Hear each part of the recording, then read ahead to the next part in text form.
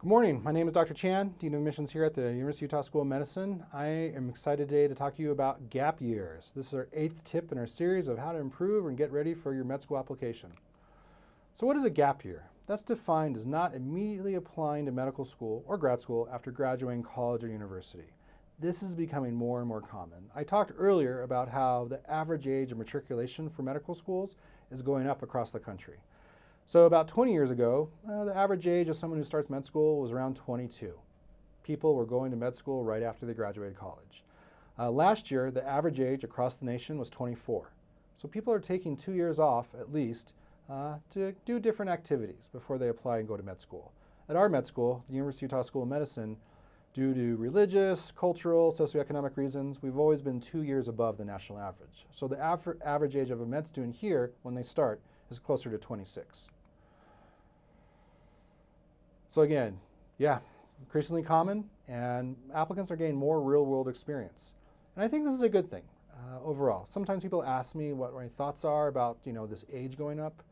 I think life is very long, life is very beautiful. There's many different things to do out there. And once you start med school, once you kind of are on the track and start doing residency, it's hard to step off. So I agree in concept and theory that gap years are good things.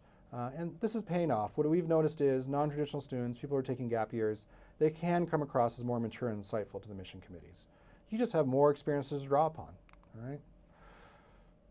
So what should you do? So my recommendation is, if you decide to take a gap year, engage in activities that are meaningful in some deep way. So let's go back to Jack. Jack graduates college when he's 22. He really wants to, learn how to help others. He's always been involved in teaching, so he decides to do Teach for America. It's a great program. We've seen more and more people do it as they apply to med school. So Teach for America is where their teachers are assigned, they're given training and they're assigned to either inner city or rural locations. And you can swap out Teach for America for Peace Corps, for AmeriCorps. Pretend Jack decides to do research. He got engaged in a really great lab during his undergrad years, and he wants to do more research, and he takes a year off to do research. Fantastic. The caution is, though, with your gap year, just don't have fun. Let's pretend Jill just wants to, put on a backpack and backpack across Europe to go find herself for the entire year. That does not look very good to the missions committee.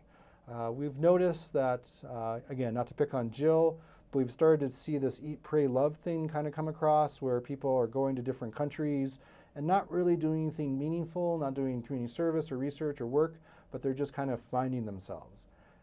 The committees don't like that. They like to be anxiously engaged in different projects. So I hope you learned something about gap years, and I look forward to seeing your applications. Thank you.